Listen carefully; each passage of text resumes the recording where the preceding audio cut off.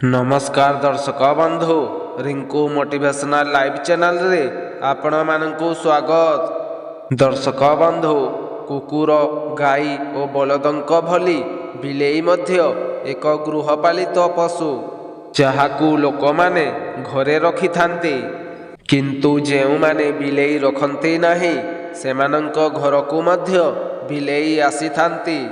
किंतु घरे बिलेईंकर आगमन शुभ ଓ ଅଶୁଭ ସଂକେତ ସହିତ ଜଡ଼ିତ ହୋଇଥାଏ, ଯାହାକୁ ଆମେ ଜାଣିପାରନ୍ତି ନାହିଁ। ବିଲେଇମାନଙ୍କ ବିଷୟରେ ଅନେକ ପୁରୁଣା କାହାଣୀ ଓ ଅନ୍ଧବିଶ୍ୱାସ ରହିଛି, ଯେଉଁଥିପାଇଁ ଲୋକମାନେ ସାଧାରଣତଃ ବିଲେଇମାନଙ୍କୁ ଶୁଭ ବୋଲି ମାନନ୍ତି ନାହିଁ। କିନ୍ତୁ କିଛି ଲୋକ ବିଲେଇକୁ ନକାରାତ୍ମକ ବୋଲି ଭାବନ୍ତି। ଦର୍ଶକ ବନ୍ଧୁ, ଆଜି ଆମେ ଜାଣିବା ବିଲେଇମାନଙ୍କ ବିଷୟରେ। ସଂସାରରେ ଏମିତି କୌଣସି ଘର ନାହିଁ ଯେଉଁଠାକୁ ବିଲେଇ ଯାଇନଥିବେ। କୁହାଯାଏ ଯେ ରାସ୍ତାରେ ଯିବା ସମୟରେ ଯଦି ବିଲେଇ ଆଗରେ ଚାଲିଯାଏ ତେବେ ଅଶୁଭ ହୋଇଥାଏ। ତେବେ ଏହାକୁ ଆମେ ଅଶୁଭ ବୋଲି ଭାବି ରାସ୍ତା ବଦଳେଇ ଦେଇଥାଉ ବା କିଛି ସମୟ ଅଟକି ଯାଇ ପୁଣି ଯାତ୍ରା ଆରମ୍ଭ କରିଥାଉ। ଏହି ଧାରଣାକୁ କେହି କେହି ବିଶ୍ୱାସ କରୁଥିବା ବେଳେ ଆଉ କେହି କେହି ବିଶ୍ୱାସ କରନ୍ତି ନାହିଁ। ବାସ୍ତୁଶାସ୍ତ୍ର ଅନୁସାରେ ବିଲେଇର ବିଶେଷ ମହତ୍ତ୍ୱ ରହିଛି। ତେବେ ବିଲେଇ ରାସ୍ତା କାଟିଲେ ଏହା ଅଶୁଭ ହୋଇନଥାଏ, ବରଂ ଏହା ଭବିଷ୍ୟତରେ ଘଟିବାକୁ ଥିବା ବିପଦ ସମ୍ପର୍କରେ ଜଣାଇଥାଏ। ତେବେ ଦର୍ଶକ ବନ୍ଧୁ, ଆଜିର ଏହି ଭିଡ଼ିଓ ମାଧ୍ୟମରେ ଆମେ ଜାଣିବା ଯେ ବିଲେଇ ଭବିଷ୍ୟତ ସମ୍ପର୍କରେ ଆମକୁ କ'ଣ ସବୁ ସଂକେତ ଦେଇଥାଏ। ତା ସହିତ ଜ୍ୟୋତିଷ ଶାସ୍ତ୍ର ଅନୁସାରେ କେଉଁ କେଉଁ ରାଶିର ବ୍ୟକ୍ତିମାନଙ୍କୁ ଘରେ ବିଲେଇ ପାଳିବା ଅନୁଚିତ ଅଟେ। ଦେଖନ୍ତୁ, ଆମ ସମସ୍ତଙ୍କ ଘରକୁ ବିଲେଇ ନିହାତି ଭାବରେ ଆସିଥାନ୍ତି। ଜାଣତରେ ହେଉ ବା ଅଜାଣତରେ ହେଉ କିଛି ନା କିଛି ଖାଇକି ସେ ଚାଲି ଯାଇଥାଏ। ଏ କଥା ଆମ ସମସ୍ତଙ୍କ ସହିତ ଘଟିଥାଏ। ତେବେ ବହୁତ ଲୋକ ବିଲେଇକୁ ପୋଷା କରି ଦିଅନ୍ତି। ତେବେ ସେମାନେ ମଧ୍ୟ ସତର୍କ ହୋଇକି ପାଳନ୍ତି। ତେଣୁ ଆପଣ ଘରଟିଏ କରିଛନ୍ତି ମାନେ ବିଲେଇ ଆସିବା ଗୋଟିଏ ସ୍ୱାଭାବିକ କଥା।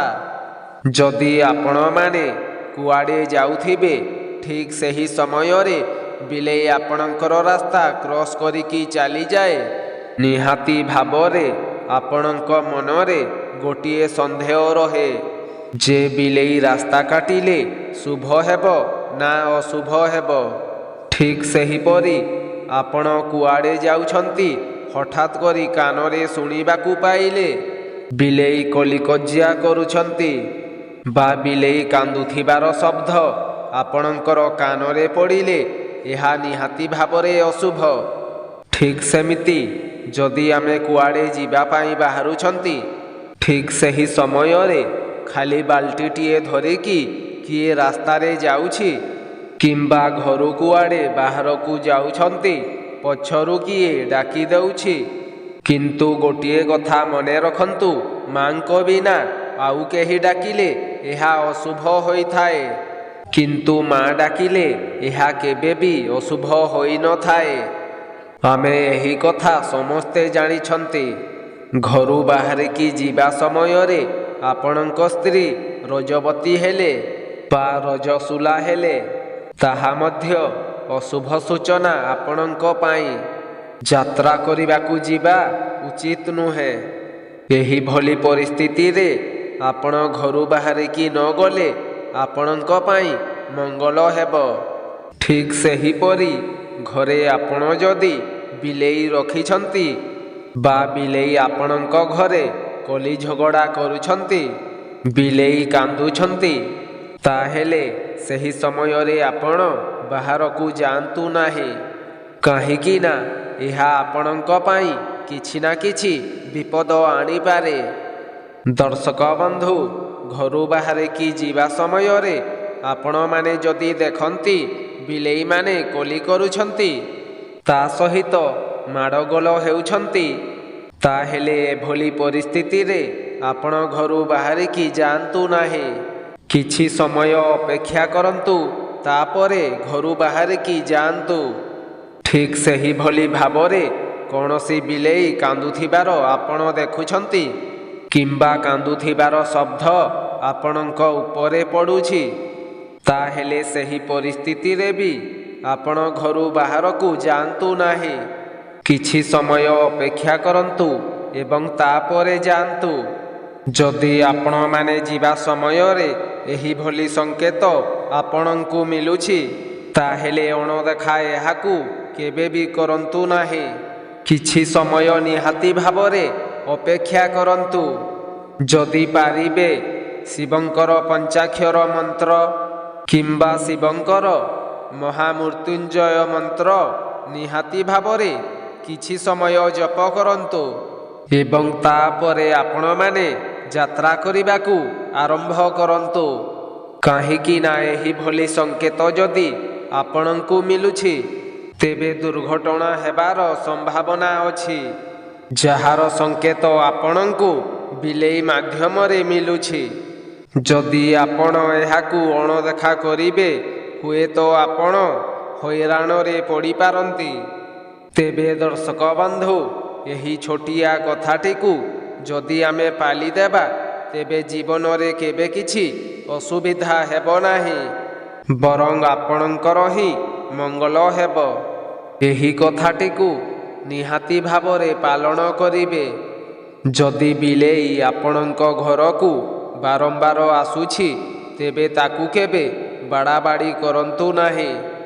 ଯଦି ବିଲେଇ ଆପଣଙ୍କର କୌଣସି ଜିନିଷ ଖାଇଦେଉଛି କିମ୍ବା କୌଣସି ଜିନିଷ ନଷ୍ଟ କରିଦେଉଛି, ତେବେ ସେଥିପ୍ରତି ଆପଣ ସାବଧାନ ରୁହନ୍ତୁ। ବିଲେଇକୁ ମାଡ଼ ନ ମାରି ସେ ଖାଇବା ଜିନିଷକୁ ଦେଇଦିଅନ୍ତୁ ଏବଂ ନିଜେ ସଚେତନ ହୁଅନ୍ତୁ ଯେମିତି ସେସବୁ ଘଟଣା ପୁନର୍ବାର ନ ହୁଏ, ସେଥିପ୍ରତି ଦୃଷ୍ଟି ଦିଅନ୍ତୁ। ସେହିଭଳି ବିଲେଇ ଯଦି ଆପଣଙ୍କ ଘରକୁ ଆସି କାନ୍ଦିଥାଏ, ତ ଜାଣି ରଖନ୍ତୁ ଆପଣଙ୍କ ଉପରେ କିମ୍ବା ଆପଣଙ୍କ ଘର ଉପରେ କିଛି ନା କିଛି ବିପଦ ଅଛି ବୋଲି।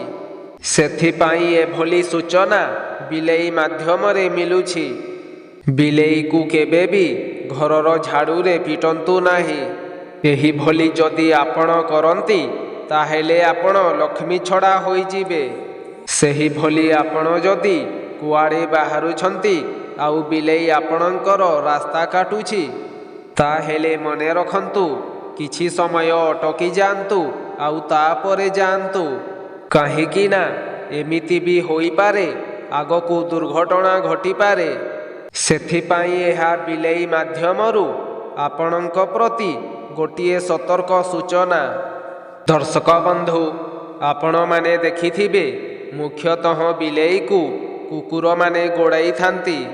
ତେଣୁ ବିଲେଇ ନିଜର ଜୀବନକୁ ବଞ୍ଚାଇବାକୁ ଯାଇ ଦୌଡ଼ିକି ପଳାଇଥାଏ। ତେଣୁ ଆପଣ ଯଦି ସେହି ସମୟରେ ଯାଉଥିବେ, ତ ସେହି ସମୟରେ ବିଲେଇଟି ଆପଣଙ୍କ ଆଗକୁ ମାଡ଼ି ଆସେ, ତ ସେହି ସମୟରେ ଆପଣ ଆଗକୁ ନ ଯାଇ କିଛି ସମୟ ଅପେକ୍ଷା କରିଲେ ଆପଣଙ୍କ ପାଇଁ ଭଲ ହୋଇଥାଏ।